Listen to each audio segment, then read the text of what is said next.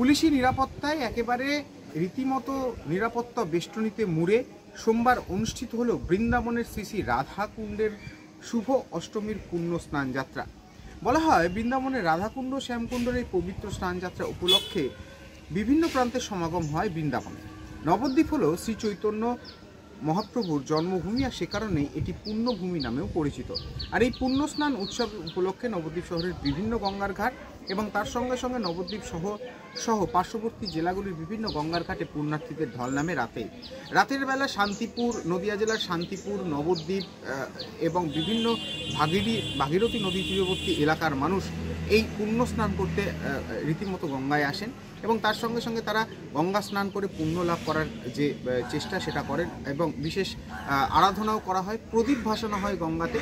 এইভাবেই কিন্তু এই রাধাকুণ্ডে স্নান বা এই যে রীতিমতো যে অনুষ্ঠান, অর্থাৎ বলা যেতে পারে বহুলা অষ্টমী স্নান যাত্রা উৎসব সমাপ্ত হলো নদিয়াতে।